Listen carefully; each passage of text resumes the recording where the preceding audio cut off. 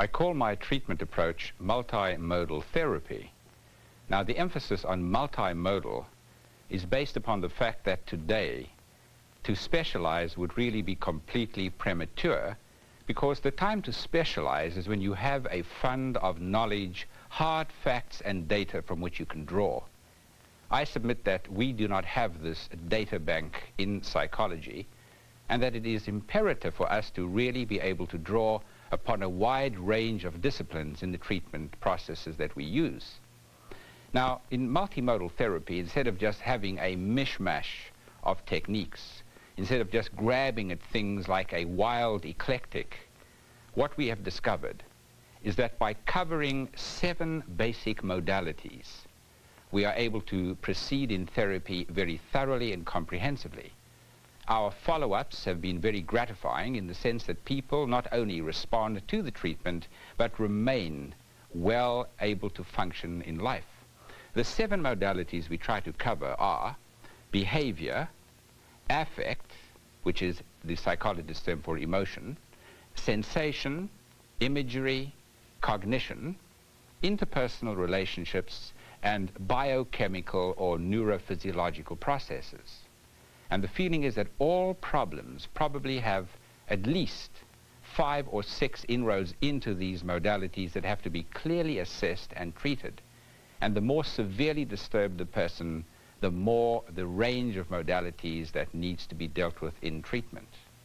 The model is based upon 2 basic assumptions. The one is that people who have emotional problems have learned faulty ways of dealing with life, and the other assumption is they have failed to learn adaptive ways of coping with life's problems, so that there is a twofold attack in teaching the person to overcome their problems that they have learned, and how to also acquire those new responses they have never learned that they need. And the approach, therefore, is largely one that can be regarded as educational rather than medical in nature. I see myself as an educator, as a trainer, not as somebody who's treating sick people. I think that's the basis of the approach, and I hope to be able to bring out some of these facets in the actual treatment session with the client. Hi, my name is Arnold Lazarus, and you must be Kathy. Kathy, right. Hi, how right, do you do? hi. I understand that you're obviously in this situation because there are some problems that have brought you here. Yes. Let's assume that I said to you, you could just use one word to describe whatever is bothering you. What would that word be? Take your time to think of it, but you just allowed one word. What would that be? Thought of it already. Closed. Closed. Yes. Okay. So the word is closed. Now, if you're allowed one sentence, can you give me one sentence with closed in it that'll really reflect the feelings? I have chosen to lead a closed-off life. Okay. Sorry, go on. To avoid the possibility of any future pain. Okay. So what I've gotten from that then is this, that you seem to be withdrawing from things, people, activities, because somewhere in there is some pain that you fear. Well, not exactly. I withdrew perhaps maybe 5 years ago when I separated from my husband. But in that time, I have come back, and I'm very involved, I'm very active, and I have a very busy life. But there is a part of me that's closed off that I'm aware of. And one of the things that had been bothering me is that my husband and I were separated for 4.5 years until last December when he was killed in an accident. And I didn't realize how much I relied on him as my shield against going out and forming new relationships until after he died. And I didn't realize how much I needed other people until at the funeral, when I needed that physical contact of the hugging and the being with other people. And what were you like until that time? If someone had met you, say, 4.5 years ago, what would they have seen that's different now and then? I'm heavier, for one thing. I weigh more. At that time in my life, at the good time in my life, before the marriage went bad, before things went bad, I was, well, I was going to say I was more vivacious, more active, more outgoing, but I'm not so sure.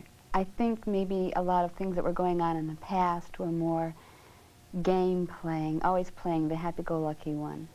Okay. And I kind of hide behind laughter a lot. But when my husband and I had problems, I withdrew. And the last few years, especially, have been very lonely years for me. But I realized that I have kept myself away, and that's why it's lonely. Okay, just to piece this together then, my understanding would go something like this. If we had met you in the good times, when you and your husband were getting along well, we would have seen a vivacious person, but nevertheless, you would have been someone who was somewhat superficial. Yes. Is that right? Yes, right. Okay, then Right. you had these differences. Now, what were the disputes that led you and your husband to separate? Well, we had a lot of events that happened in the marriage which we had no control over. Shortly after we were married, we had to move from one part of the country to another, where we knew no one, and it was rather unfriendly when we got here. We moved to California, and it's very, it didn't settle well. Then I had another child. We had one child. I had another child right away, and then my stepson came to live with us, which are major adjustments for the family. The moving, then he was involved in a labor dispute, and he lost his job over it. This is all within a period of about 3 years.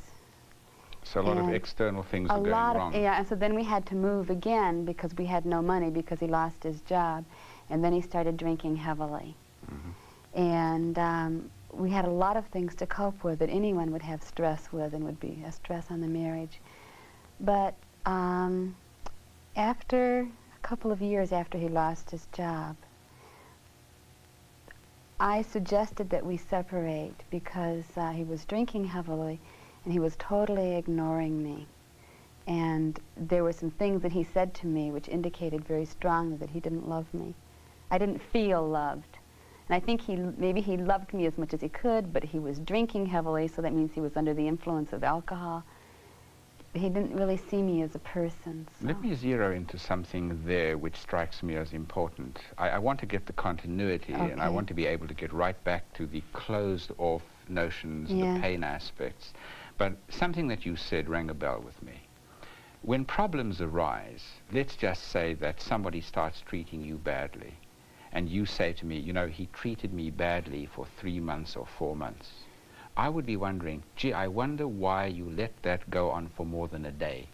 Do you see what I'm saying? If somebody is nasty to you, somebody's withdrawing from you, somebody's not giving you what you want, I'm wondering how well equipped you are to say to the other person, hey, I'm not getting what I want. Let's see how we can collaborate. Yes. Do you see what I'm asking? I see exactly what you mean.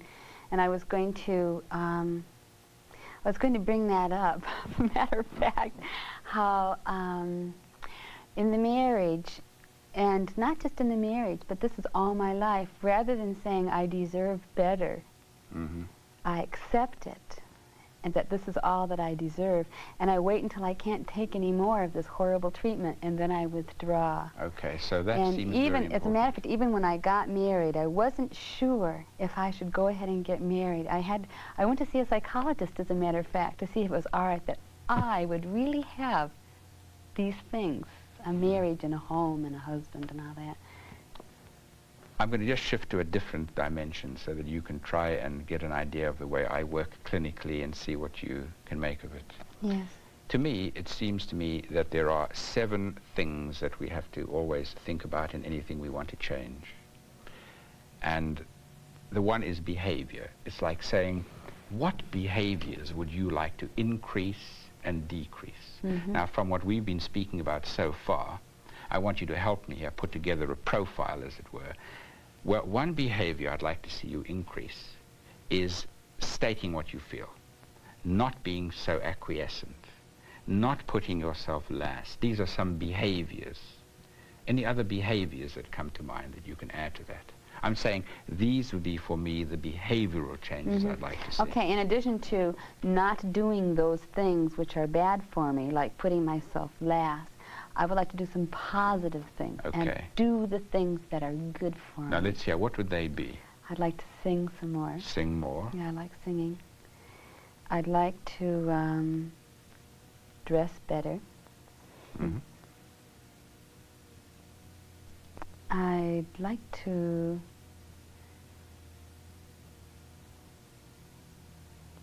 I was going to say I'd like to live someplace else, but then I always want to move someplace. But I think I really do. But that's one. Okay, well that's great. I'd like to go back to school. To do what? Go back to school. To do what at school? Oh, major in maybe music. Okay. So what we then have are the things you'd like to stop doing and a lot of things that you'd like to start.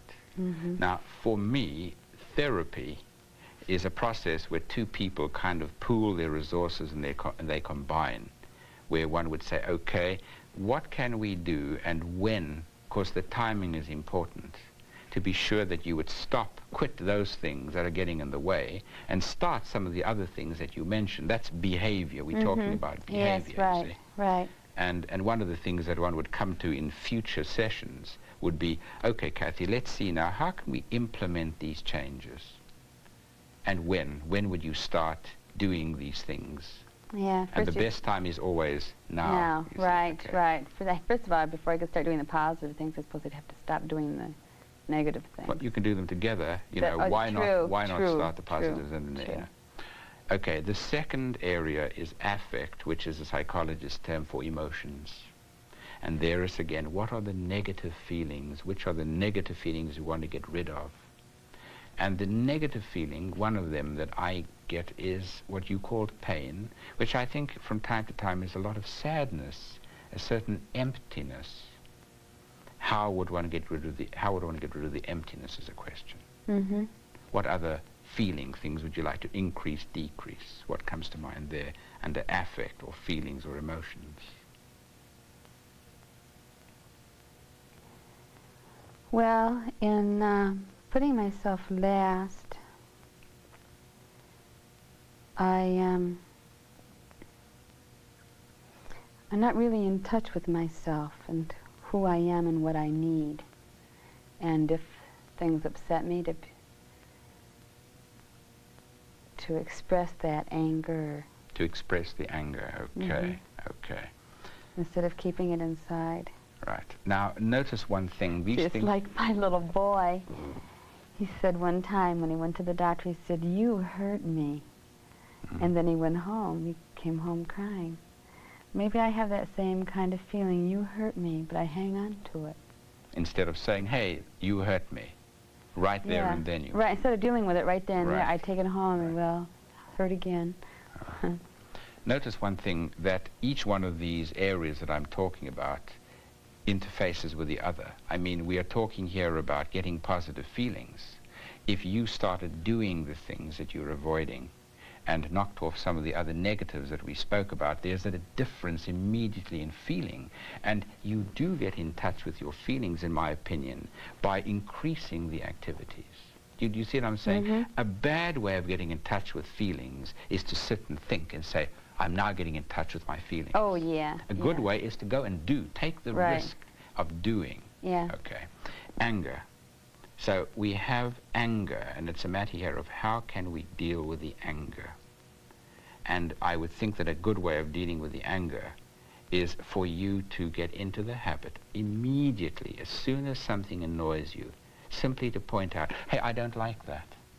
Gee, that displeases me. Gee, I wish you wouldn't do that. Whatever, so there is an immediate expression. Okay. I get into the, and I did this with my husband a lot. Well, they've got their reasons. You know, he's only doing it because of this, and kind of analyzing their behavior. That's true. They've got their reasons, but you are also entitled to say, hey, I don't dig that. To take a simple example, let's say I have some kind of a spasm of my kneecap and I'm kicking you all the time. Well, I've got my reasons, you see, but you, I hope, would move out of the way or say to me, hey, you know, if you know you've got this disease of the kneecap, how come you position yourself so as to kick my shins, you see? Really. Okay. Let's go into the next one, which is sensations. Now, by sensations, I mean, you know, your 5 basic senses and all other things like, you know, proprioceptive feedback, we call it, kinesthetic movement, means just the whole way of being, your bodily movement. What can you tell me there that you'd like to decrease or increase? Do you have any negative sensations that you suffer from? Tensions, headaches, anything negative? Yeah, let me see now. Well, I'd like to handle stress in a different way. I eat when I'm under too much stress, and I don't like that. Okay. Let's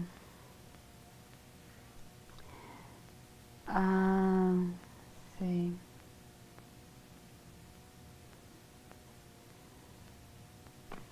I feel tension. I don't get headaches too often. And I'll feel the tension like in my shoulders. But since my husband was killed, I feel it in my heart. I've had a lot of stress angina, a lot of chest pain. And that's decreasing now. That I don't have that as much as I used to.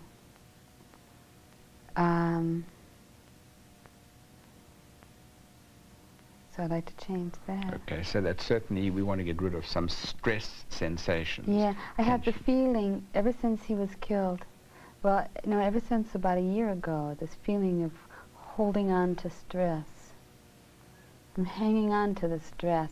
And I know that because I learned how to do self-hypnosis, and I learned how to do hypnosis for medical purposes. And when I would try to do that, it's hard for me to let myself relax. It's hard to let go of the stress. So you're hanging on to it for some reason. Yeah, I'm hanging on to something. I'm just, for some reason, I'm hanging on to all that. What I'm doing is I'm just getting a kind of a radar sweep at the moment of saying, let's see, where are the problem things that come out in these modalities? What would we like to change? So we've got an idea now of what we'd like to change in behavior, in affect, in sensation. Let's talk about imagery now.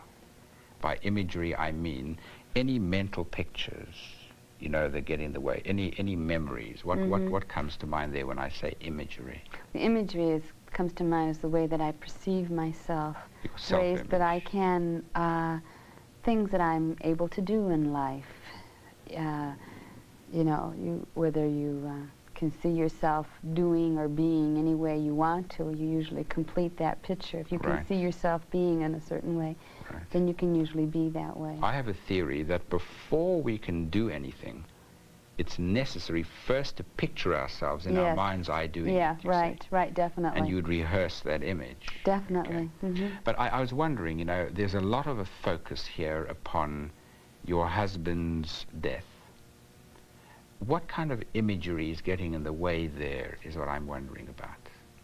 When I say to you, look, since your husband died, you are in fact that much more into pain, that seemed to have triggered a lot of things.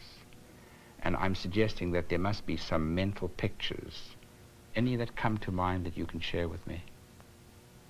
Yes, the only thing is that now I have really, at this point, 8 months later, I have really no reason to not be more happy. Objectively, Objectively. Right. That I'm more financially secure than I've ever been in my life. And because of that, I am more able to do the things that whatever I'd like to do. And I feel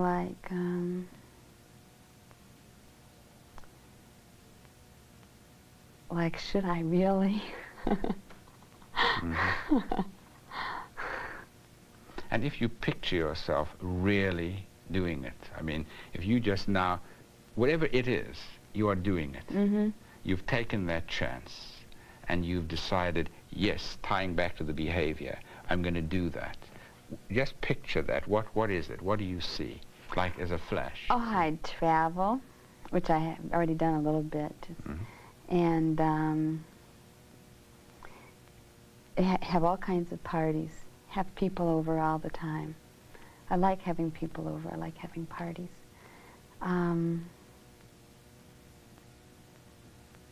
Do artistic things. Is that an escape? No, I don't think so. No, okay. Mm-mm. Can you picture your husband standing in front of you?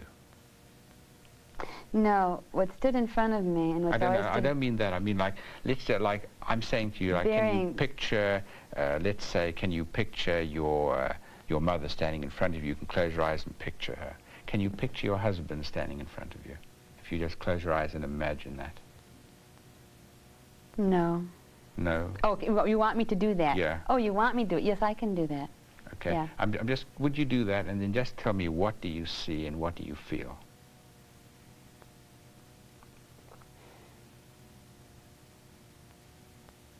I see a dying man who died a long time before he was killed in an accident. And I feel a lot of compassion for him. You know what is interesting to me is that there's so much emotion tied up with that when you talk about him or picture that, the whole tone of your speech and everything is so very different. That somehow you haven't in many ways disconnected, almost having given him permission to be dead. You know what I'm saying? I almost feel that there's still too much of a connection with the past. And that's one of the things that I'd like to write down on the list, that, gee, I'd like to see a disconnecting with the past? Yeah. Like there's a lot of pain tied into that. Yeah, I need to let it go. How do you let it go? Letting go is interesting, isn't it? It's like there's not a letting go. It's sort of like tied into what you were talking about with the angina pain. That's hanging on. Yeah. And I'm wondering what you're hanging on to there, what it represents. Not that we could answer that right now, you know, in a first meeting, but it was just a thought. I'm saying to myself, I wonder how come she's hanging on to something that's really not facilitating the present and the future. And I'd like to see how in therapy one could persuade her to let go of that, to be able to go into the future, as opposed to looking at the past. Yeah, like right, that, right. Okay. Let's just talk a bit about cognitions. That's thoughts, values, attitudes, beliefs, and so on. And that's where a lot of the I am last, I am not as good as, or something like that comes through.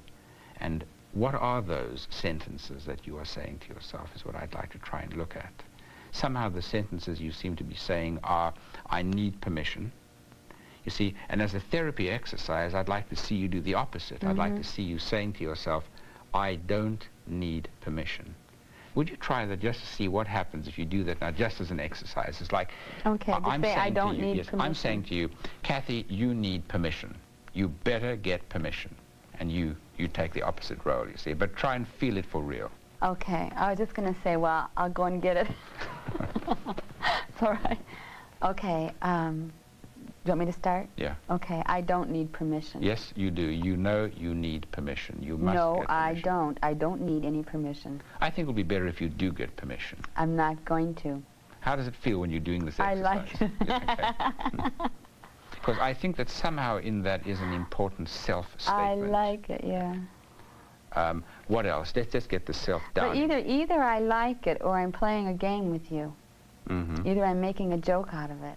Well, one of the troubles, if you're dealing with somebody who's acquiescent, is you're going to be acquiescent with me. Yeah. I noticed in the beginning you weren't that acquiescent. I said something and you said to me, no, that's not quite accurate, and then you corrected me. I was pleased about that. You know, of course, that gives you a feeling, oh, look, I can trust her. She will. Okay. Yeah. This thing about being last, you see, let's take that one now, where you do the opposite. I'm saying you are last. You better be last in line. That's where you belong. You are last. What are you going to say? Oh, yeah? How about I'm something first. stronger? How? Okay. I'm first. I'm here first. Oh, come on, you know that's not true. I mean, you really belong last in line. No, I don't. I belong first. Then how come you always last? I got stuck there, but I'm really first. How does that feel? I like that. Okay. Makes me feel, I can feel some anger with that. Okay. Like, don't put me last. How about in the middle? It's not good enough. Good, okay. But as long as we're talking, we might as well shoot for the best. Now, some of these self-talk things are very important, because I think that very often when you do put yourself last, it's as though you are saying to yourself, I'm last. Poor me, I might as well go to the back of the line. And if you go through the exercise of saying no, like you're talking to an intruder, when you see yourself doing that, you catch yourself saying that, get out of here, I am not last, just as you were doing. They are useful exercises. Tied into other people now, I want to just get into a little bit of the role playing on assertiveness. Can you think of a real situation that's important where you need to stand up for your rights, where you need to say things and you don't? Something that's real. Okay. Yes, in a work situation that I was in, Okay. I allowed the people who ran the unit to completely schedule me in the most inhumane working conditions. I allowed that to go on. It was kind of like I thought back on it, it was an exercise in masochism for me. It was horrible, and I let them do that without saying anything, and I showed them that I could do it. I could work under those conditions. Why? What was the Which was point the of it? stupidest thing. You know, who cares? Who cares? If I would have been more assertive and more sure of myself, I would have told them what to do with the scheduling was all off, was all wrong. But I was looking at it from their Who standpoint. gives you the assignment? Is it a supervisor? I mean, who's No, the it was one the supervisor of the unit, and the staffing was low. And we were rotated not only different shifts, but different floors. So there were 3 floors that I had to know all the patients on, and also work the day, afternoon, or midnight shift, which was the most untherapeutic thing for the patients. Let's And just it was the play most that. awful thing for the nurses. Can I be the supervisor? All right. And you've come in and I'm saying to you, okay, Kathy Allen, I've got your shifts and the schedule worked out here. Let me see. For the next 3 weeks, you are going to be on the midnight shift, Monday through Friday. You will then be working on weekends, all day Saturday, all day Sunday. I'm afraid we have no time off for you in the next 3 weeks. Of course, we are understaffed, and I'm sure you understand the position, and that's it. So it is the midnight shift, basically, and there are the 3 floors, and you are responsible for patients on all 3 floors. Is that understood? Yes, I understand that, but I'm not going to be able to work those hours or those shifts. Well, I mean, if you don't, you don't expect me to, do you? No. But I think we ought to think about the scheduling and come up with a different kind of schedule, because that won't work. Well, look, I've already spoken to Matilda, and she, unfortunately, this is her vacation period, and this is about the best that we could do. Yeah. Well, we'll have to go to the administrator and get some other help up there. Now, what's interesting to me is this. I mean, you are beautiful in the therapeutic situation. I mean, you are soft and yet firm. There's nothing about you that's aggressive or nasty. And I'm playing somebody that's coming on pretty strong, and you are handling it magnificently. But it seems that in the real world you don't play it that way. Yet you can. There it is. I mean, it comes out in here magnificently. I think that's true. But I don't always play it the submissive one. But I do a lot. And I feel safe with you, and I feel like, okay, we can go ahead and we can do this. But the consequences, I don't know, it's different. I have trouble.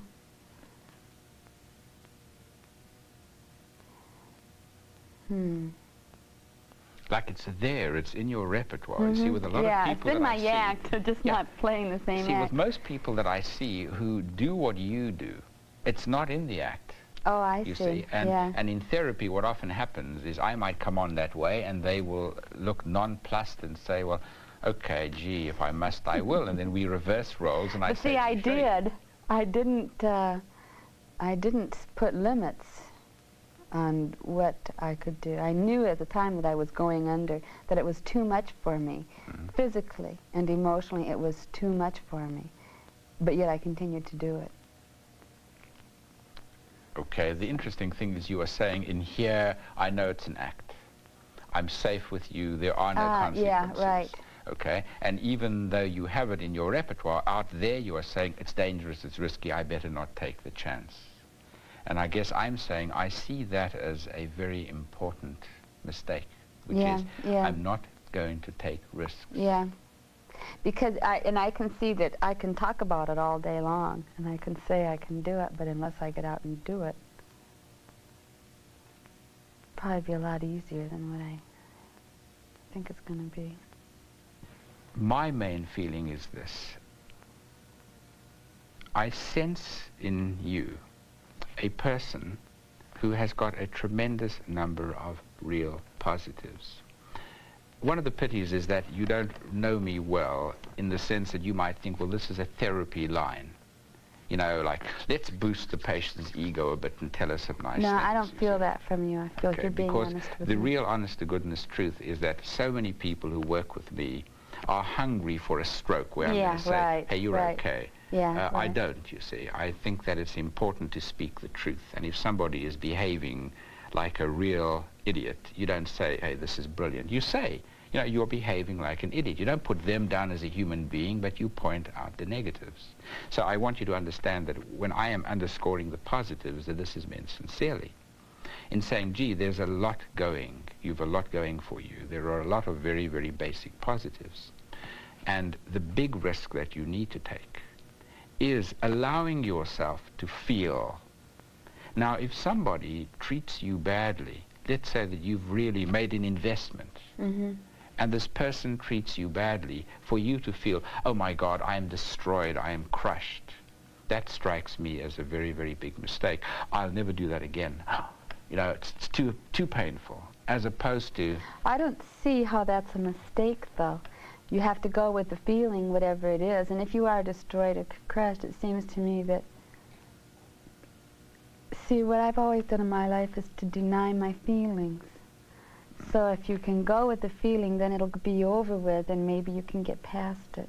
Okay, when we talk about destroyed and crushed, I mean, you know, there are some people that, to take a silly example, I could say, you know, if Kathy Allen doesn't tell me she likes my shirt, it means she doesn't like me, and that would be awful, and I will be crushed and destroyed. Okay. I leave here today, you said nothing about my shirt, I know you hate me, I'm crushed and destroyed. You see what I'm saying? Now, I'm being a bit facetious, but very often in real life, this is what we do. I love somebody desperately. I give to her my all, my feelings, my sensitivity, my love, and she rejects me. Well, that is tremendously painful. Yes. But it doesn't have to be crushing and destroying unless I let it be. I want to give you the theme that we as human beings can control our emotions, that we don't have to be crushed and destroyed unless we let it happen. So if you meet me and I say to you, I'm crushed and destroyed because my beloved rejected me for another. Therefore, I'm a worthless human being. I'm a failure as a man. I'm no good. I'm awful, and life isn't worth living. I hope that you, as a compassionate person, would see that that's nonsense, that I'm telling myself a lot of nonsense. Yes, but as a compassionate person, I would sit with you, and I would repeat some of those things. I would say, you're crushed, or you're destroyed, and get you to talk about your feelings and share that with you. Splendid. And then you could drop it. But isn't the eventual thing for you to show me that I'm not crushed and destroyed? Oh yes, but by my caring for you, you'll see that you're a worthwhile person. That's one good way of doing it, okay? Yeah. But there are other ways of doing it. I mean, let's assume the caring takes too long, very often, that kind of caring. Yeah, it does take a long time. If you could point out to me, let's just say, through logic, Isn't that an avenue that might be useful? I'm suggesting here that we might be able to get you often to use logic. Oh, I see. That when you are hurting so dreadfully, you're going to know that this is not because of what has happened to you as much as what you are telling yourself about what has happened. If one could get that theme across, then you're not going to be so afraid. Mm-hmm. The anger part is interesting. Yeah. You know, we keep coming back again and again and again to the fact that there is a need for you to express anger and to do it assertively, not aggressively. How do you express your anger at the moment? How do I? Well,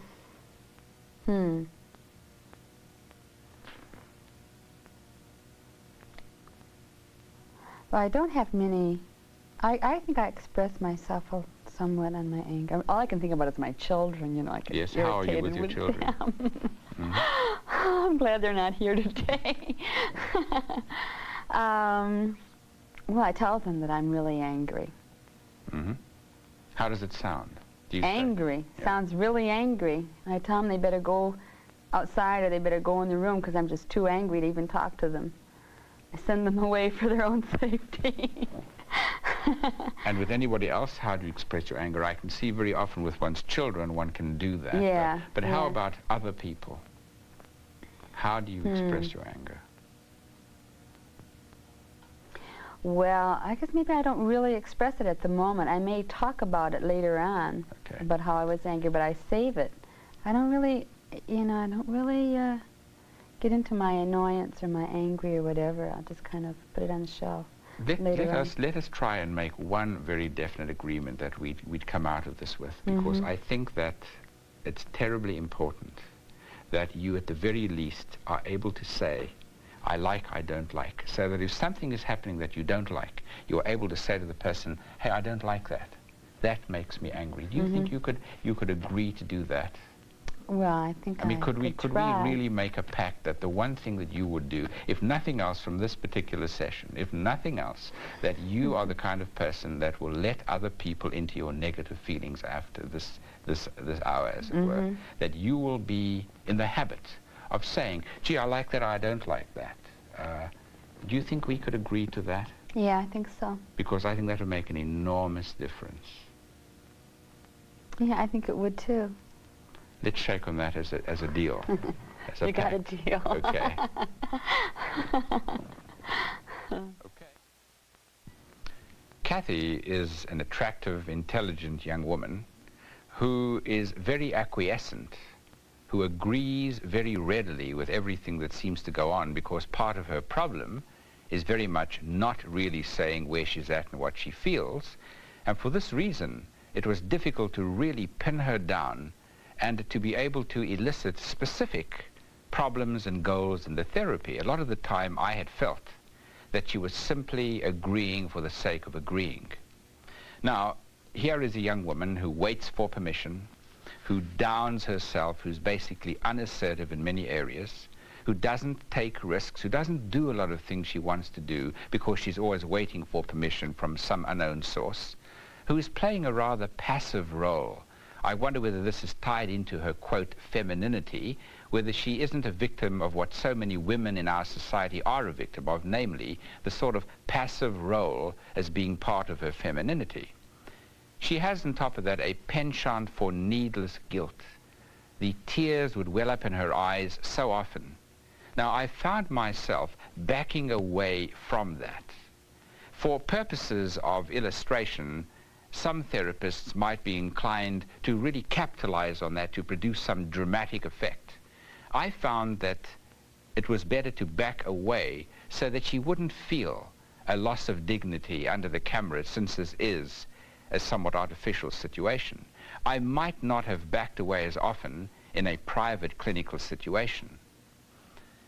Running through the basic id, which is the behavior, affect, and so on that needs to be changed, clearly in the behavioral modality, there are a lot of specific assignments that one would want to give her. They came out fairly clearly in the session. In the affective mode, appropriate anger expression seems to be a very important thing I would work on in subsequent sessions. In sensation, I would certainly work on tension release, and in imagery, I would get much more into her self-image in further sessions and try to change the negatives in that self-image. In terms of her cognitions, the shoulds, the fact that she has to obey, would be something I would also want to try and eliminate, where she would be much more spontaneous, much more in charge of her own life. In interpersonal, I would like to see her take more control and taking more emotional risks. Those are the main zones that I would want to focus on from what was elicited today.